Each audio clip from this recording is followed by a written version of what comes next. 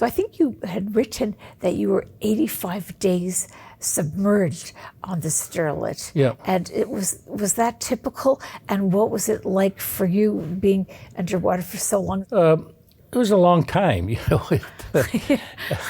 and without sanitary, Yeah. There's no laundry, so you learn to fold your laundry and reuse it. You brush your teeth with a pint of water every day, and then you have like a mustard bottle filled with alcohol, and you put that on a wash rag, and you take your bath. Yeah. And so, and you're smoking like most people did, and you can't. In the afternoon, the CO and CO2 are so high, people are getting headaches, and it wears thin on you after a while. So we got into Hong Kong after that, and I checked into the Hong Kong Hilton. They've knocked it down since, and I went into the shower for, I think, 2 hours. I don't blame you. It was wonderful.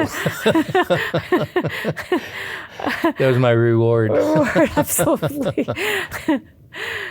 It's a kind of an odd question, but was there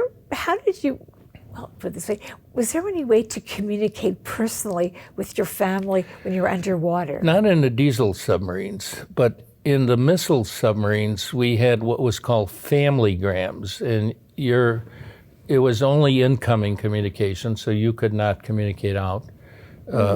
But you were allowed 3, I think, if I remember, 3 familygrams of 25 words or something like that, So, I was the operations officer, so I had, communications that they'd come in and we'd have to look them over because, find one, since you left, I've divorced you. You know what's you going want on. to screen that one out. But that was the only contact. Nowadays, it's different. They have, very directional satellite communications, and they actually can get incoming emails occasionally when they're allowed to, to, if you will, communicate.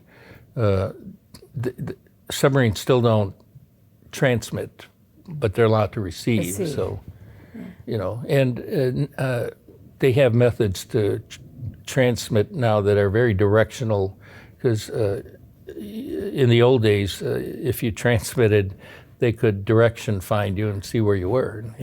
So it's a silent service. You don't make a noise. So first thing you want the enemy to hear is the torpedo going off under their keel.